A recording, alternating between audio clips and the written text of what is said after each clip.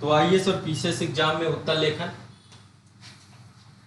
पूरा का पूरा यही आपके चयन का एक कारक बनेगा, इसके बिना आपका चयन नहीं हो सकता है, दिमाग में बैठा लीजिए। प्लस निबंध दूसरा कारक, हर एक एग्जाम में निबंध की अलग अलग भूमिका है, कहीं पे क्वालिफाइंग नेचर पे भी है, कहीं पे प्रॉपर एक पेपर के तौर पे है, बहुत बड़ा वेटेज है। जैसे यूपीएससी में बहुत बड़ा वेटेज है, यूपी पीएससी में भी वेटेज अच्छा खासा है, पर बीपीएससी की बात करें तो अभी जो मौजूदा पाठ्यक्रम है वहाँ पे वो क्वालिफाइंग नेचर में आता है, हिंदी का पूरा पेपर, उसमें 30 नंबर का शायद निबंध आता है ना, और स्टेट वाइज अलग अलग है पब्लिक सर्विस कमीशन का निबंध का, लेकिन निबंध भी आता है। प्लस उत्तर लेखन, समान अध्ययन के सभी प्रश्न पत्र और उत्तर लेखन करना अपने आप में। तो आज मैं आपका इस सेशन से उत्तर लेखन का भूत पूरा उतार दूंगा। मन में जितनी भी भव बाधाएं बैठी हुई हैं, डर बैठा हुआ है, लगभग आज कंप्लीट करूंगा, क्योंकि जो समस्या है, जो प्रॉब्लम है छात्रों के साथ कि उत्तर लेखन को लेकर के उनके पास शब्द नहीं होते, पहले तो लिखा नहीं जाता। मतलब देखो ओवरऑल ये काम सिर्फ ये है कि शब्द आपको क्या लिखना है, कैसे शुरुआत करनी है, कैसे स्टार्ट करना है, कैसे कनेक्ट करना है, कैसे एक पैराग्राफ को दूसरा पैराग्राफ चेंज करना है, उसको लेकर के लगभग अभी मैं आपके पास 100 शब्द आपको लिखवाने वाला हूं। और मतलब कोई एक कार्य से दूसरे काम में स्विच करना है, एक पैराग्राफ से दूसरे पैराग्राफ में स्विच करना है, तो आप अगले पैराग्राफ में क्या लिखने वाले हो, किस तरीके के शब्दों को चेंज करते हुए लिखना है, उसको लेकर 20-20 शब्द आपको बताऊंगा। पहले इंपॉर्टेंस बताऊंगा, फिर लगभग 20 शब्द आपको बता दूंगा। तो ये वाली क्लास आपकी सबसे निर्णायक क्लास होगी मेंस आंसर राइटिंग को लेकर के, बहुत इंपॉर्टेंट क्लास है। बट एटलीस्ट कहो कि भाई इससे अचानक क्या हो जाएगा कि मेरे हाथ कांपने बंद हो जाएंगे, अचानक से बस अब तो मैं लिखने ही लग जाऊंगा सब कुछ, ये संभावना इस तब तक पॉसिबल नहीं है जब तक आप लिखना शुरू ना कर दो। देखो कुछ ही दिन डर लगेगा, हाथ कुछ दिन कांपेगा, कुछ दिन चीजें होंगी, जब मल्टीपल प्रैक्टिस हो जाएगी तो फिर आपका दिमाग शांत हो जाएगा। बट जो एक चिंता है कि भाई शब्द क्या होने चाहिए, शब्द चयन को लेकर के मैं आपको चीजें बताऊंगा। तो आज हम पढ़ने वाले कनेक्टिंग वर्ड जितने भी हैं, ठीक है, जोड़ने वाले शब्द, और इनकी सबकी अलग अलग भूमिका होती है। तो एक तरीके से आपके पास कनेक्टिंग वर्ड होने चाहिए, विदाउट इसके आप ऐसे आंसर राइटिंग करने में दुविधा प्राप्त करेंगे। तो अलग अलग टाइप होगा। सबसे पहला मैं लिखवा रहा हूं कि यदि कभी आपको सारांश लिखना हो, सारांश समझ रहे हैं, निष्कर्ष लिखना हो। सारांश का मतलब क्या होता है, जो पहले कहा गया, जैसे मान लीजिए आपने 2 पैराग्राफ, 3 पैराग्राफ, 4 पैराग्राफ, 5 पैराग्राफ लिखा आपने। जैसे मैं यहाँ पे लाइक आपको एक एग्जांपल देता हूँ। मान लीजिए निबंध में 3 सेक्शन होते हैं, 3 हिस्से होते हैं एसे के अंतर्गत। पहला हिस्सा क्या होता है आपका, प्रस्तावना का। दूसरा हिस्सा क्या होता है आपका, एक बार बताओ, बोलो भी, अपने भी थोड़ा सा, हाँ, मुख्य भाग होता है। अब यहाँ पे देखिए एक रेशियो यदि बांटने की बात करें, यही चीज क्वेश्चन पेपर में भी होती है। यदि आप कोई क्वेश्चन भी लिख रहे हो तो पहले इंट्रोडक्शन लिखते हैं, फिर मेन बॉडी लिखते हैं, फिर निष्कर्ष लिखते हैं। दोनों में कोई अंतर नहीं है, बट तरीका अलग अलग है दोनों का। और शब्दों का जो मैं अभी आपको रूप बता रहा हूं, निबंध और मुख्य परीक्षा उत्तर लेखन, मुख्य परीक्षा उत्तर लेखन। यदि हम पूरे उत्तर लेखन को देखें और निबंध को देखें तो निबंध आपका 3 भागों में बटा हुआ है। पहला है प्रस्तावना, ठीक है, दूसरा है आपका मुख्य भाग, और तीसरा है आपका उपसंहार। ये आपका 3 भागों में बटा हुआ है। पहला है आपका परिचय, जिसको हम इंट्रोडक्शन बोलते हैं, दूसरा है मुख्य भाग, और तीसरा है निष्कर्ष। यही होता है, लिखना होता है आपको, ठीक है। अब यदि हम थोड़ा सा मैं आपको बताऊं कि लगभग जो निबंध होता है, निबंध में 10 से 15% हिस्सा जो आपका होता है वो इसका होता है, प्रस्तावना का। 10 से 15% हिस्सा आपका प्रस्तावना का होता है। यदि आइडली मैं कहूं कि आपका जो है निबंध 1200 शब्दों में आपको लिखना है, तो मान के चलिए कि 3 से 4 पैराग्राफ का आकार भी जैसा भी हो, लेकिन 3 पैराग्राफ कम से कम आपको लिखने चाहिए इंट्रोडक्शन में। 3 पैराग्राफ, क्योंकि निबंध तो ज्यादा शब्दों में लिखना है ना आपको, 1200 शब्दों में भी लिखना हो सकता है, 700 शब्दों में भी लिखना हो सकता है, 500 में भी लिखना हो सकता है। तो उसी हिसाब से 3 पैराग्राफ कम से कम होने चाहिए न्यूनतम। यहाँ पे क्या है, ये भी आपका मतलब मान के चलिए कि 10% हिस्सा होता है और एक पैराग्राफ में ये लिखा जाता है। एक पैराग्राफ में आपका लिखा जाता है, जो उत्तर लेखन में परिचय लिखते हैं, हम इंट्रोडक्शन लिखते हैं, ठीक है। फिर मुख्य बात की बात करें, ये सबसे इंपॉर्टेंट सेगमेंट होता है और यहां पर ही सब कुछ होता है आपका। कोई भी जैसे निबंध में कोई टॉपिक है तो उसमें क्या क्या मुद्दे हैं, कितने मुद्दे समाहित हैं, क्या संभावनाएं हो सकती हैं, क्या कारण हो सकता है, क्या चुनौतियां हो सकती हैं, क्या समाधान हो सकता है, विभिन्न जितने भी आयाम है, एक तरीके से बहुआयामी स्वरूप होता है मुख्य भाग का। हर डायमेंशन में हम चीजों को देख करके लिखते हैं। तो एक तरीके से निबंध में ये हिस्सा और मेंस आंसर राइटिंग में भी आपको जो उसका मुख्य उत्तर है, जो क्वेश्चन पूछा गया उसका उत्तर जो आपको लिखना होता है। तो यदि मैं निबंध की बात करूं तो लगभग 70% हिस्सा आपका इसका होता है, मुख्य भाग का 70%। यहां पर भी लगभग 70% हिस्सा ये होता है, 70 से 75% हिस्सा, 70 से 75% इसको हम कर देते हैं, 75-80% के आसपास मुख्य भाग यहाँ पे होता है। और यदि हम इसकी बात करें तो यहाँ पे लगभग ये होता है आपका 20 से 25 पैराग्राफ में आपको लिखना चाहिए, पैराग्राफ में ये लिखना चाहिए। ये लगभग 1.5 पेज आता है, 1.5 पेज में आपके 3 पैराग्राफ आ जाने चाहिए प्रस्तावना के, ठीक है। और ये लगभग आपका 8 से 9 पेज। यदि बड़ा है, इसे मैं यूपीएससी की बात कर रहा हूँ, 1200 शब्दों में लिख रहा है, बाकी स्टेट वाइज आप थोड़ा बहुत कम भी कर सकते हो। वही 700 शब्दों में लिखना है, थोड़ा 8-9 पेज लिखोगे, फिर आपका 3 से 4 पेज में काम हो जाएगा। प्रस्तावना आप एक ही पेज में कंप्लीट कर दोगे, मतलब अपने हिसाब से रेशियो थोड़ा कम कर लेना, पर मैं आपको आइडिया दे रहा हूँ कि कैसे आपको इसको बांट करके चलना है। और जो आपका उपसंहार होता है, उपसंहार आपका वही 10 से 15%, इसका भी रेशियो होता है 10 से 15% निष्कर्ष का, और इधर उपसंहार का भी 10 से 15%, ठीक है। और इसमें भी आपके लगभग 3 पैराग्राफ लिखते हैं हम लोग, उपसंहार में भी 3 पैराग्राफ होने चाहिए, और यहां पे 1 पैराग्राफ होना चाहिए। लास्ट में आप एक ही पैराग्राफ में कंक्लूजन दे देंगे आंसर राइटिंग। तो 3 हिस्से आपके उत्तर लेखन में होते हैं, 3 हिस्से निबंध में होते हैं, और ये रेशियो में आपको निबंध लिखना होता है। समझ पा रहे हो? जब भी मैंने आपको बताया कि जब प्रस्तावना लिखेंगे तो प्रस्तावना कैसी होनी चाहिए, प्रस्तावना हो चाहे आप मेंस आंसर राइटिंग भी कर रहे हो, है ना। पहले तो आपको क्या करना है कि आपको एक तरीके से एक जिज्ञासात्मक तरीके से शुरुआत ही ऐसी करनी है कि विषय जो है आपका एक तरीके से प्रश्नात्मक शैली में रहे, परिभाषा की शैली में रहे, जानकारी मतलब आप जानकारी उपलब्ध करा रहे हो, प्रस्तावना में जिज्ञासात्मक रहे, उत्साहपूर्ण रहे, थोड़ा सा पढ़ने के बाद ये लगे कि आगे पढ़ने पे चीजें होंगी। और जब आप मेन बॉडी लिखते हो तो मेन बॉडी में जो पूछा जा रहा है प्रॉपर मुद्दे जितने प्रकार के समाहित हो सकते हैं मेन बॉडी में हो सकते हैं, और निष्कर्ष में मैंने बताया था कि थोड़ा सा ऑप्टिमिस्टिक, आशावादी दृष्टिकोण, फ्यूचरिस्टिक, भविष्योन्मुखी होना चाहिए, रचनात्मक, आपके खुद के सुझाव होने चाहिए, कुछ नए आइडिया आपको मिल रहे हो, कुछ नए एग्जाम्पल्स मिल रहे हो।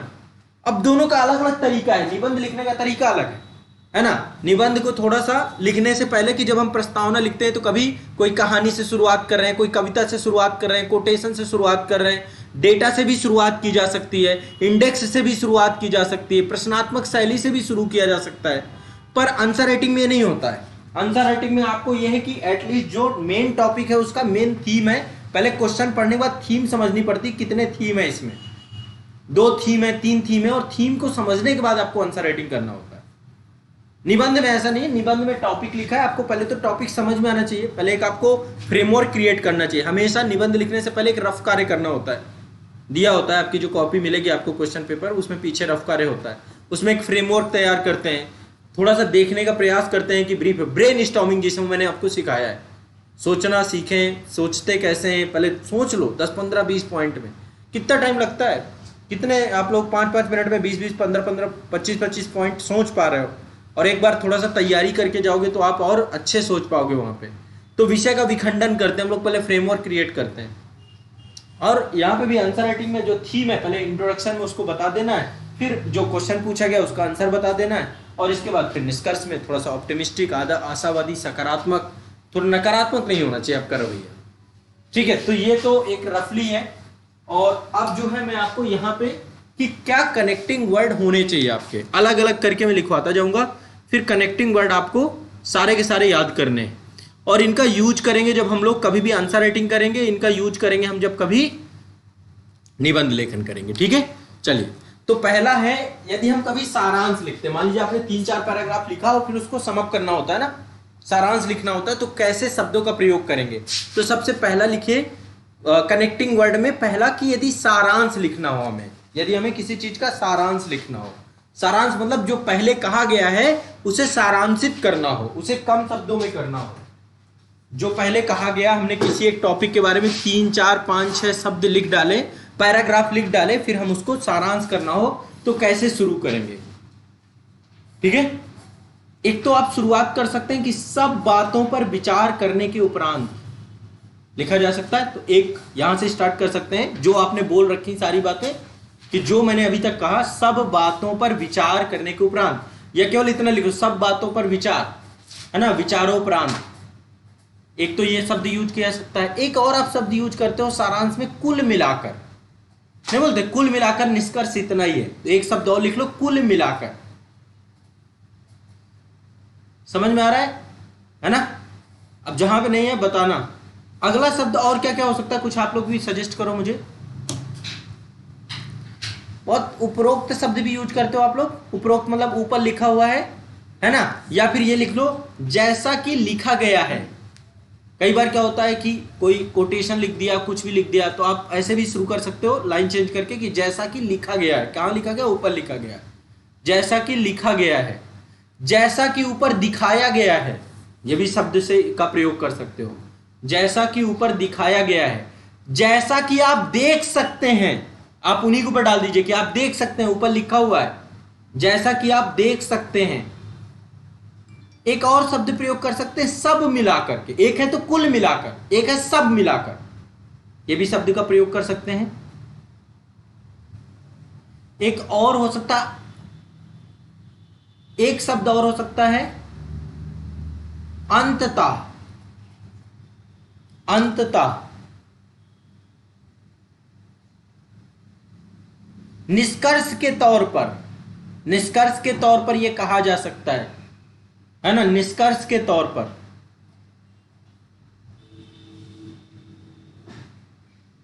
संक्षेप में, आप यहां से भी शुरुआत करते हैं कि संक्षेप में इसको ऐसे कहा जा सकता है।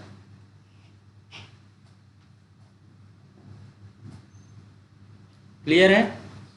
शब्दों को जोड़ने के लिए मैं आपको शब्द लिखवा रहा हूं, ठीक है। इसलिए का भी प्रयोग कर सकते हैं, जैसे आपने 4-5 पैराग्राफ बताए या एक पैराग्राफ बताए, फिर लास्ट में कर सकते हैं इसलिए, इसलिए ये कहा आपने, फिर इसलिए से भी आप इसको जोड़ दे सकते हैं। ठीक है, तो कितने शब्द हो गए आपके पास? 10 शब्द हो गए, पर्याप्त है। इन शब्दों का प्रयोग करना है आपको। स्पष्ट अभी आएंगे, अभी और शब्द। स्पष्टता का मतलब होता है जब किसी चीज को हमें उसी को स्पष्ट करना, यहाँ पे सारांश की बात हो रही है, जब उसी को आगे आएंगे दूसरे उसमें लिखवाऊंगा। अब अगला है, कई बार क्या होता है कि हम कोई पैराग्राफ लिख रहे हैं, ये तो हो गया एक तरीका। सारांश जब आप कभी लिखोगे, समाप्त करोगे, तो आप इन शब्दों का प्रयोग करेंगे। अगला है कि कोई शर्त हो, मान लीजिए जैसे जो कुछ भी आपने कहा हो और उसको कहने के लिए आप जो है कोई शर्त प्रदान कर रहे हो, कोई आप उसके पीछे एक रीजन दे रहे हो, ठीक है। जैसे कि हालांकि यह सच हो सकता है, एक क्वेश्चन मार्क छोड़ते हुए कि हमने कोई बात कही और उस कहने के लिए हम एक शर्त दे रहे हैं, इस शर्त पर, है ना। मान लीजिए कोई बात कही और उसके पीछे एक शर्त दी गई है, तो जब हम शर्त वाला मुद्दा लाते हैं तो उसके लिए कौन कौन से कनेक्टिंग वर्ड होने चाहिए, लिख लो। उसमें लिख लेना शब्दों को जोड़ना शर्त पर आधारित, शब्दों को जोड़ना है शर्त पर आधारित, ठीक है। यानी जो कहा गया है उसके लिए एक शर्त प्रदान करना। जहां पे भी शर्त प्रदान करना है तो किस तरीके के शब्दों का प्रयोग करेंगे? पहला है हालांकि यह सच हो सकता है, हालांकि यह सच हो सकता है।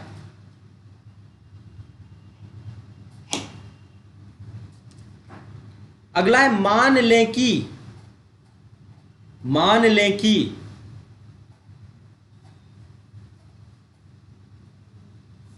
ऐसा ना हो कि, ऐसा ना हो कि उस मामले में।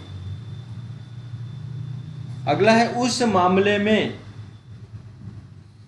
जबकि, जबकि, जब भी, जबकि अलग है, जब भी अलग है। जब तक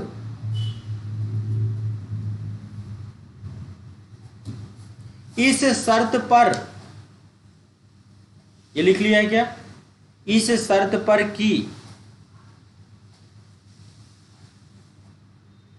ऐसा होने पर कि, ये भी लिख लिया है, ऐसा होने पर कि, ये कनेक्टिंग वर्ड है, इनका यूज करना है।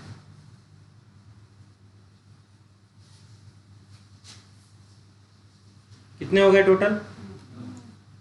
9 हो गए। एक और लिख लो इसमें, एक लिख लो, तब से। तब से केवल का प्रयोग भी कर सकते हो, केवल इस आधार पर, है ना, केवल। ठीक है, 10 बहुत है, जैसे ही 10 हो जाए आप मुझे बता देना, 10 के आधार पे।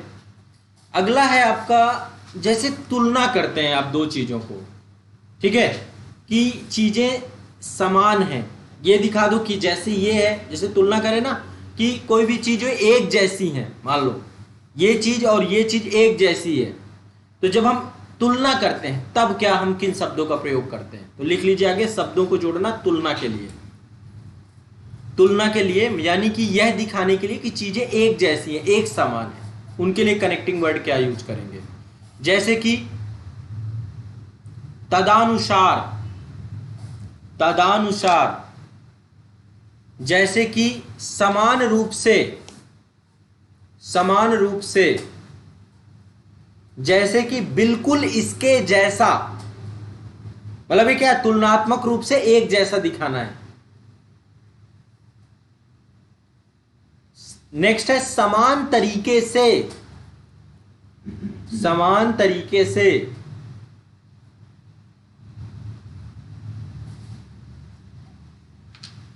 उसी तरह से, उसी तरीके से, उसी प्रकार के समान, के समान, बिल्कुल इसके जैसा, बिल्कुल इसके जैसा। कितने हो गए? बिल्कुल इसके जैसा, जैसे वैसे ही, जैसे वैसे ही,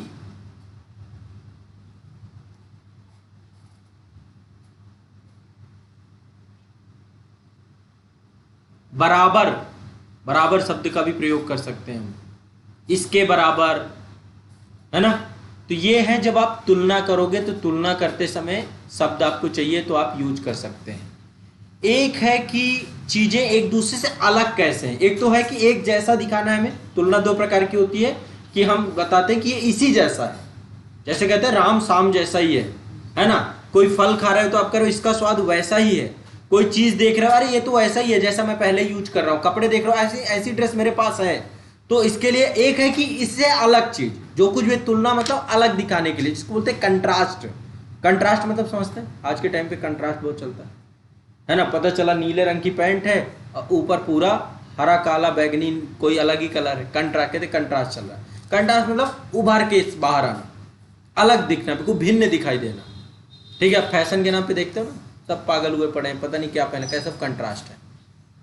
तो इसके लिए शब्द क्या, पहले क्या होता था, एक ही कलर के पहनते थे, पीला तो पीला ही पीला, हरा तो हरा ही हरा, सफेद तो सफेद ही सफेद। अब बोलते हैं एक सफेद होगा तो एक बिल्कुल लाल होगा, समझ रहे, कंट्रास्ट का जमाना चल रहा है। तो कंट्रास्ट के लिए आप कैसे किन शब्दों का प्रयोग करेंगे? लिंकिंग वर्ड, शब्दों को जोड़ना। लिखिए, तुलना में यह दिखाने के लिए कि चीजें कैसे भिन्न है, ऐसे शब्दों को लिखना है। इसके लिए शब्द क्या होने चाहिए? लिखिए, एक तो वैकल्पिक शब्द का प्रयोग कर सकते हैं, वैकल्पिक, वैकल्पिक तौर पर, है ना, प्रयोग करते हैं ना, वैकल्पिक तौर पर, हमारा अल्टरनेटिव्स बोलते हैं। ठीक है, इसके अलावा विरोध के रूप में, इसके विरोध के रूप में, विरोध के रूप में, इसके विपरीत, इसके विपरीत,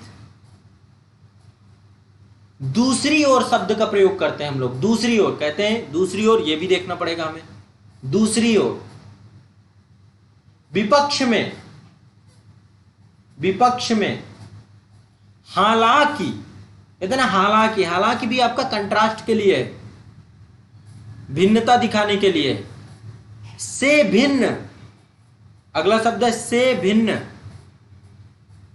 नेक्स्ट है के बावजूद, के बावजूद, के बावजूद, बजाय, अगला शब्द है बजाय, बहरहाल, बहरहाल, यद्यपि, यद्यपि। ठीक है, कितने हो गए? ज्यादा हो गए ना, ठीक। अगला है आपका उदाहरण प्रदान करना है। जैसे आपको एग्जाम्पल देते हैं ना, हम लिखते लिखते उदाहरण का मन कर गया आपको कि भाई अब उदाहरण देना है तो क्या होना चाहिए, कैसे शब्दों का प्रयोग करना है। लिख लीजिए, उदाहरण प्रदान करने के लिए शब्द कौन से होने चाहिए। उदाहरण के लिए लिखिए, उदाहरण करने के लिए शब्द है आपका, पहला है उदाहरण के तौर पर। एक तो हम ये यूज कर देते हैं बहुत सिंपल सा कि उदाहरण के तौर पर।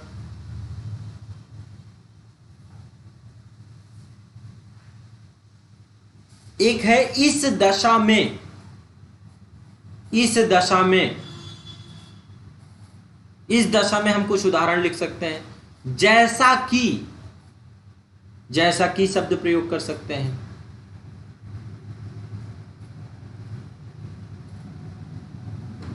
एक शब्द यूज करते हैं स्पष्ट करने के लिए, फिर उदाहरण लिख सकते हैं आप।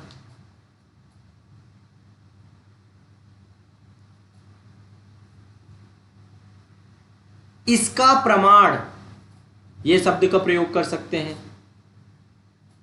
इस मौके पर, इसका भी प्रयोग कर सकते हैं। यानी शब्द का प्रयोग कर सकते हैं, यानी प्रयोग करते हैं ना हम लोग, यानी शब्द का। ठीक है, कितने हो गए? 7। समेत शब्द का प्रयोग कर सकते हैं, समेत। दूसरे मामले में यह तुलना के तौर पे भी प्रयोग किया जाता है।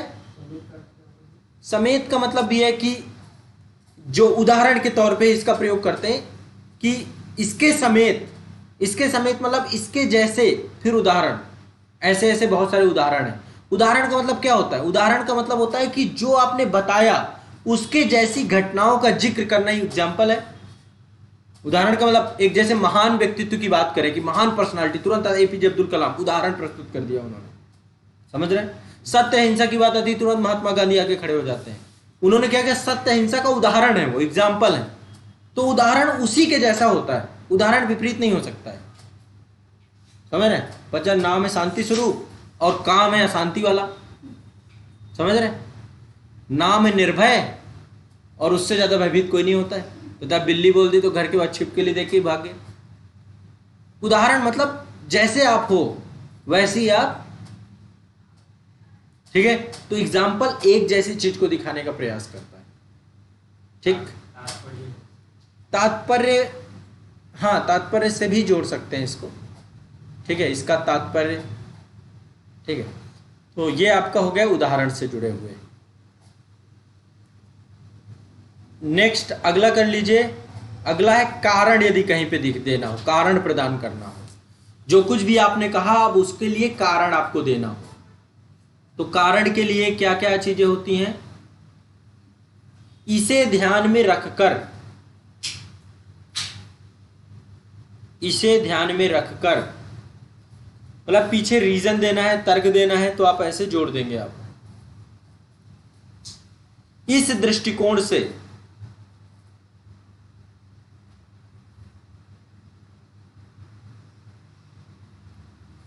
इस वजह से,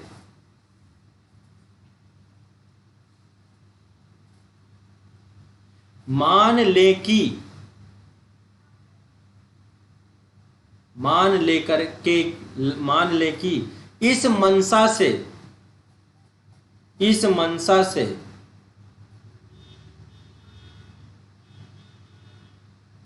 के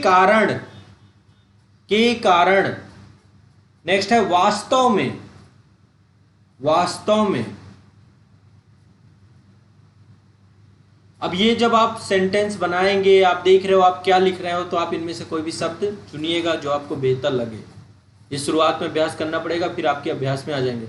और मजे की बात यह है कि ये यूज भी कर रहे हो आप तो आंसर राइटिंग कर रहे हो, तो आप तो यूज तो कर ही रहे हो ना कुछ। ये जो शब्द लिखवा रहा हूँ, बट मैं एक दो एग्जाम्पल आपको ज़्यादा बता दूं, एक दो आपको और बता दूं, अल्टरनेटिव दे दूं, तो आपकी आंसर राइटिंग में आइडिया आपको लग जाए कि हाँ ऐसे शब्दों को भी लिख सकते हैं।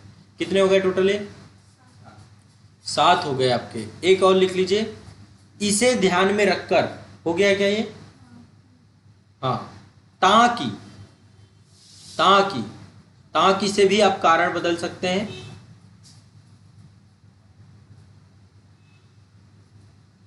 ठीक है, इसके बाद नेक्स्ट है आपका कारण के बाद अगला है आपका जो पहले आपने कहा उसे जोड़ना है। यदि आपको अब इंटरलिंक करना है एक दूसरे से, मतलब जो आपने पहले एक पैराग्राफ लिखा और दूसरे पैराग्राफ को कनेक्ट करना है। ये निबंध में सबसे बड़ी चीज होती है कि पहला पैराग्राफ और अगला उसके अगले वाला पैराग्राफ दोनों का एक दूसरे से जुड़ाव दिखना चाहिए। तो जुड़ाव के लिए क्या कनेक्टिंग वर्ड आप यूज करेंगे? ठीक है, जैसे मान लो कि बात खत्म नहीं होती है और उसी बात को आगे बढ़ाना है, तो पहले शब्द है इसके अलावा मतलब जो बात ऊपर लिखी हुई इसके अतिरिक्त भी कुछ बात है। नेक्स्ट है आखिरकार इसके अतिरिक्त।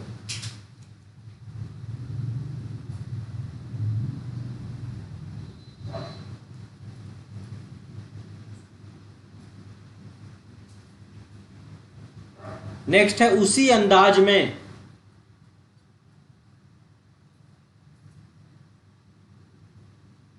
नेक्स्ट है इसके साथ ही।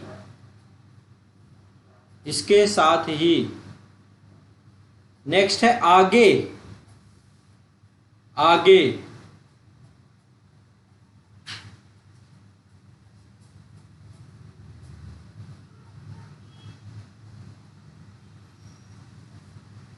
के अतिरिक्त।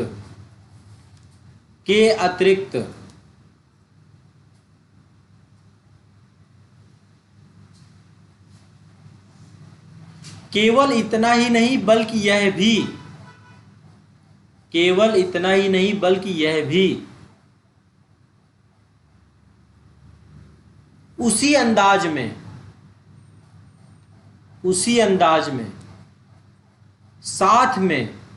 साथ में लिख गया है। उसी अंदाज में, साथ में। और से भी हम आगे बढ़ा देते हैं। और भी कनेक्टिंग वर्ड के रूप में यूज करते हैं। कर सकते हो आप, जोड़ सकते हो, कोई दिक्कत नहीं है, पर आमतौर पे बचना चाहिए। और का प्रयोग हम तब करते हैं जब एक ही पैराग्राफ में 2 सेंटेंसेस को जोड़ना हो, तब हम इसका प्रयोग ज़्यादा करते हैं। उससे बचिए, मतलब कुछ शब्द जैसे और से नहीं जोड़ना है कभी भी आपको। आप इससे जुड़े, इसके अतिरिक्त यहाँ से स्टार्ट कर सकते हैं, इसके साथ ही इससे आप शुरू कर सकते हैं, इसके अलावा इससे शुरू कर सकते हैं, आखिरकार इससे शुरू कर सकते हैं, इसी अंदाज में इससे शुरू कर सकते हैं। समझ रहे हैं? तो आपके पास कई सारे शब्द हैं जो जोड़ने को लेकर के हैं। उसी प्रकार जैसे आपने ऊपर लिख रखा उसी प्रकार फिर आगे बढ़ सकते हैं आप। ठीक है, तो ये आपका एक कारण हो गया। नेक्स्ट है आपका जब आप किसी भी बात पे, कोई भी बात है, कोई विचार है, उस पर और ज़्यादा बल प्रदान करना चाहते हैं, उसको और ज़्यादा हाईलाइटेड करना चाहते हैं अगले सेंटेंस में। ठीक है, तो उस हाईलाइट के लिए भी किन शब्दों का प्रयोग करना चाहिए? तो लिखिए, शब्दों को जोड़ना में जोर देना। जोर देने का मतलब है किसी बिंदु या विचार पे अधिक बल प्रदान करना। किसी बिंदु या अधिक बल प्रदान करना। ठीक है, जैसे आपने कोई कोटेशन लिखा महात्मा गांधी का, फिर आगे लिखा आपने बिना किसी संशय के, लिख दिया कि बिना किसी संशय के ये जो है बात सर्वथा सत्य है। ठीक है, तो आप शुरुआत कर सकते हो बिना किसी संशय के। उससे क्या हो गया, वो उसको प्रमाणित कर दिया आपने, बिना किसी संशय के, है ना। इसके बाद नेक्स्ट आपको शब्द प्रयोग करना है सही मायने में। ये भी कनेक्टिंग वर्ड के तौर पे आपका प्रयोग हो जाएगा, सही मायने में, मतलब जो बात लिखी गई है उसी को आपने। नेक्स्ट है आपका, यह ध्यान दिया जाना चाहिए, यह ध्यान दिया जाना चाहिए, निश्चित रूप से, निश्चित रूप से मतलब कहते हैं ना निश्चित रूप से बात सत्य है, स्पष्ट रूप से, स्पष्ट रूप से, बिल्कुल, बिल्कुल शब्द भी हाईलाइट करता है चीजों को। जैसे मान लीजिए आपने कोई बात कही और मैं बिल्कुल बिल्कुल हाँ बिल्कुल सही है आपकी बात, तो क्या हो गई, हाईलाइट हो गई, मैंने भी जोर दे दिया, है ना, बिल्कुल। या फिर आपका है विशेषकर, विशेषकर, वास्तव में, वास्तव में, सच्चाई में, सहज रूप में, बेशक, बेशक, स्पष्टता, स्पष्टता,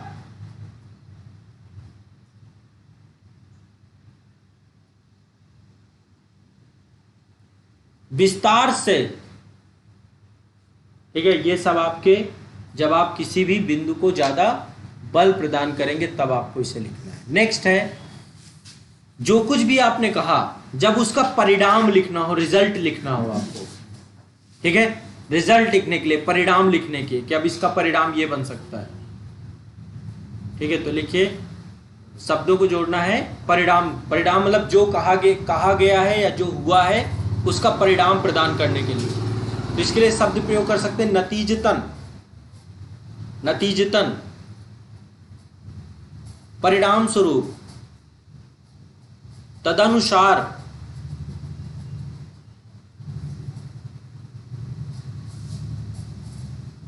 इस कारण से, फलस्वरूप, फलस्वरूप, तुरंत, तुरंत, इसलिए, इसलिए, इसके बाद, इसके बाद, इस प्रकार,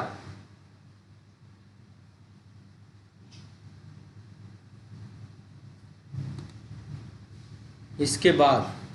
ठीक है, नेक्स्ट है आपका कनेक्टिंग वर्ड है आपका, जैसे मान लीजिए कोई भी सामान्य बयान देना होता है हमें, जनरल बात हम बोलते हैं ना, सामान्यीकरण करने के लिए। ठीक है, जैसे मोटे तौर पर बोलते हैं हम कि मोटे तौर पे ये बात ऐसी है ना। या फिर आम तौर पर हम शब्द प्रयोग करते हैं कि आम तौर पर, अधिकांश समय के लिए, मतलब कोई चीज सामान्य तौर पे लिखनी है आपको, तो लिख लीजिए किसी सामान्य बात का या सामान्य बयान देने के लिए या सामान्य बात लिखने के लिए, कोई भी सामान्य बात के लिए। यहां पे लिखिए मोटे तौर पर, मोटे तौर पर,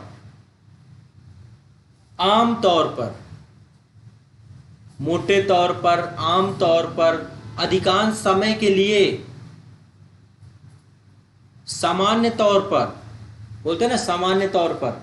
ये सब क्या सामान्यीकरण कर रहे हैं बात को, कि अच्छा ये बात तो जनरलाइज है, सब तक है। सामान्य का मतलब होता है जो सब तक हो, सामान्य तौर पर, अधिकतर मामलों में, है ना, ज्यादातर मामलों में यही बात होती है, ऐसे भी लिख सकते हैं, अधिकतर मामलों में।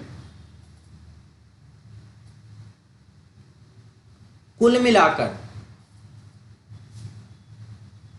नियमित रूप से, इस शब्द का भी प्रयोग कर सकते हैं, नियमित रूप से,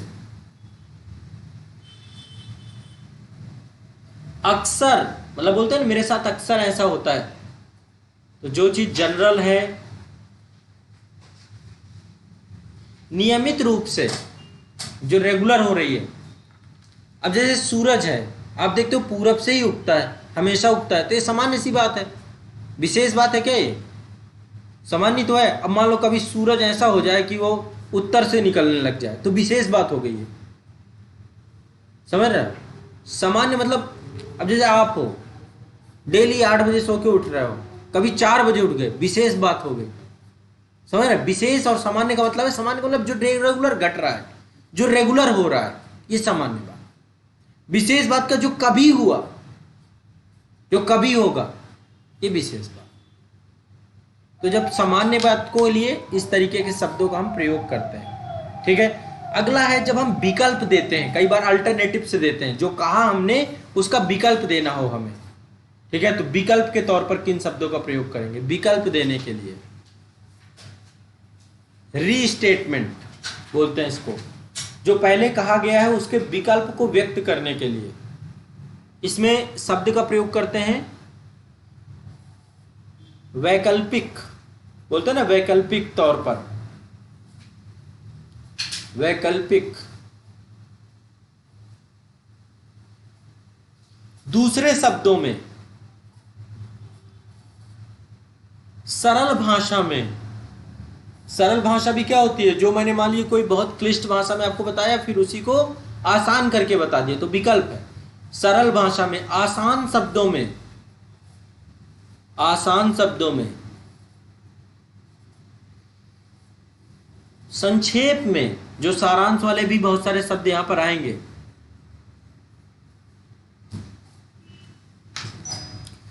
सीधे शब्दों में,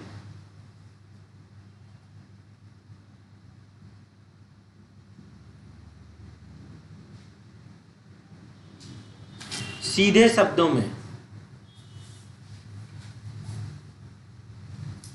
ठीक है। ये सब आपके, जब आपको रीस्टेटमेंट देना हो तो आप इनका भी यूज करेंगे। एक है आपका जब निबंध में कोई भी विचार आपका है, उन विचारों के बीच में संबंध जोड़ना हो, इंटरकनेक्ट करना हो, इंटरलिंक करना हो। ठीक है। कनेक्टिंग रूप के तौर पे, है ना। तो लिख लीजिए कि जब निबंध प्रस्तुत कर रहे हो तो निरंतर विचारों के बीच संबंध प्रस्तुत करने के लिए, निबंध में या लेखन में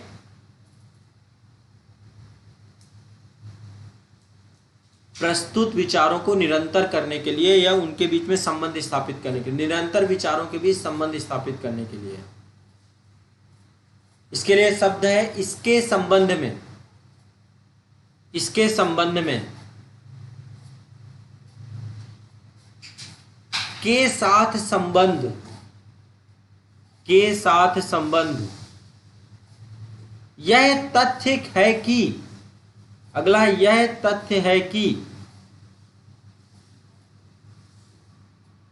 नेक्स्ट है मानते हुए, मानते हुए, विषय में,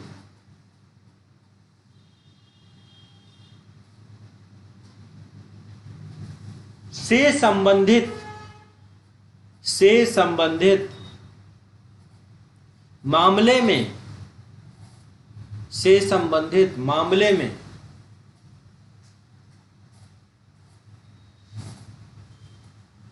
यह तथ्य है कि, यह तथ्य है कि। ठीक है। ये कुछ शब्द आपके हो सकते हैं, इसको भी मतलब इंटरलिंक करना है, जोड़ना है। एक है जब आपको अधिक विस्तार देना हो, जब आप विस्तार करें, मतलब कोई बात है और उसी को विस्तारित करना हो। एक तो संक्षेप में था, अब विस्तार करना हो आपको किसी बात को, तो किन शब्दों से शुरुआत करेंगे? तो लिख लीजिए अपने विचारों को अधिक विस्तार देने के लिए, अपने। तो एक शब्द हम लिखते हैं व्याख्या में, इसकी व्याख्या में, व्याख्या में एक शब्द लिखते हैं मेरा मतलब है कि। अब मेरा मतलब काफी बढ़ जाएंगे आप। एक आप यूज कर सकते हैं स्पष्ट रूप से परिभाषित करने के लिए, स्पष्ट रूप से परिभाषित करने के लिए, सरल करने के लिए, सरल करने के लिए।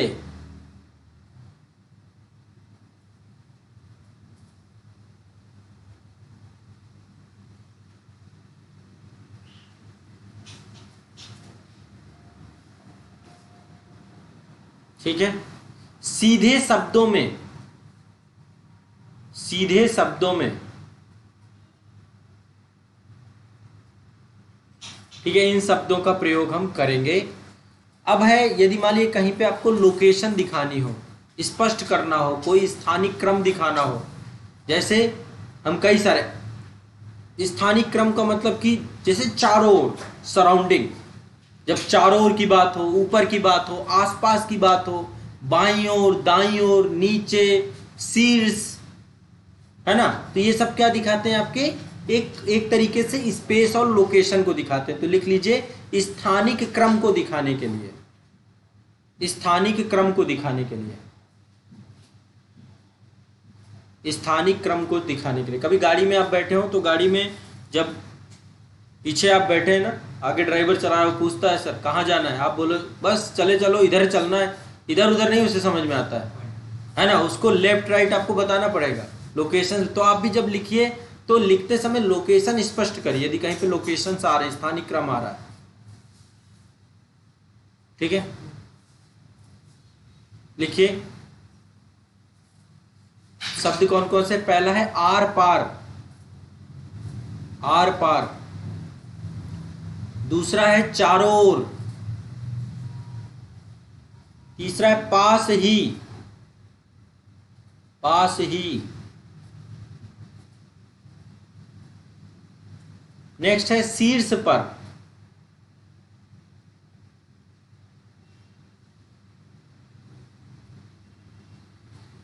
शीर्ष पर, नीचे, पीछे, तल पर, तल पर,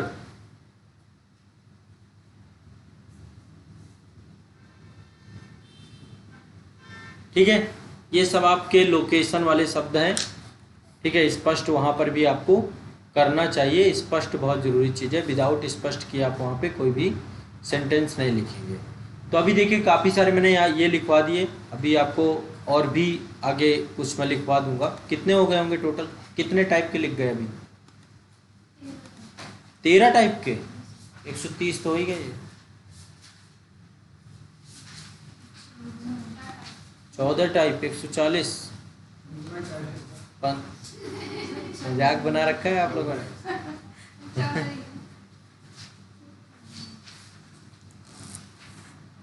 एक और लिख लो, 16 कर लो, 14 है ना, चलो 15 पूरा कर लो। 15 लिख लो वाक्यांशों को जोड़ने के लिए या किसी विचार को स्वीकार करने के लिए,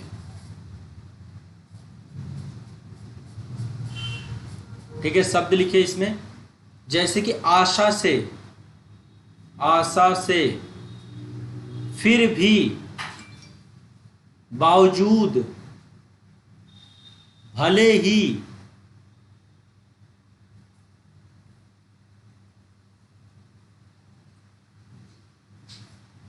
और अभी तक, और अभी तक, बहरहाल, बहरहाल, बहर बहरा हाल, बहरहाल यूज नहीं करते आमतौर पर। हाँ तो कनेक्ट ही कर रहे हो ना, बहरहाल। जैसे आपने कोई खाना बना आपके घर पे, ठीक है, किसी के घर पे गए, आपके घर का खाना तो आपके घर वालों को पता है क्या है, तो आपने खा तो लिया, खाने के बाद बोल रहे हैं बहरहाल ये मुझे पसंद नहीं है, लेकिन आपने उसको खा लिया। तो बहरहाल मतलब क्या होता है, वो भी कनेक्ट कर रहे हो, उसका कोई दूसरा मीनिंग नहीं है, बस एक ही सेंटेंस को आगे बढ़ाना है। आप डायरेक्टली नहीं बोल सकते ना, नहीं मुझे पसंद नहीं है, मुझे पसंद नहीं। बहरहाल में वो हो गया कि हाँ ठीक है, खा तो लिया इसने पर इसको पसंद नहीं था। तो शब्द और प्रभावी बनाने के लिए, मतलब जो भी आप बोल रहे हो उसको और बेहतर बनाने के लिए हमें अच्छे शब्दों का। अगला है भले ही, भले ही मैं मर जाऊं पर आज मैं रात भर जो है पढ़ाई करूंगा। आज मैं पूरा रात भर, घर वाले यदि कह दें बहुत गंदे रहते हो, कपड़े नहीं धुलते हो, फिर आप पूरा उठाते हो, जितना 3 साल 4 साल पुराना कपड़ा सब धो डालते हो। रूम में रहती ना बेडशीट, 500 साल पुरानी बेडशीट आपकी, उसमें मक्खियां फिर मिना रही हैं, पूरा चाय वाय सब उसी में गिर चुकी है, फिर भी उसको रखवा दिया जाए किसी उसमें साइड में, पहचाने न मिले कितनी पुरानी है ये। होती है बेडशीट, स्टूडेंट लाइफ में तो होती है। हैं, झूठ नहीं है, सब चलता है। आप लोगों की बात अलग है। और जी आशीष जी की बेडशीट है हालत खराब। किचन के बर्तन देख लो, 3 दिन 4 दिन 7 दिन 15 दिन। यदि ये घर में आप कभी देखो कि यदि लेडीज चली जाएं तो घर में जितने बर्तन हो पुरुष को पता भर हो कि कहाँ कहाँ रखें, सब निकल के आ जाएंगे एक टाइम के बाद।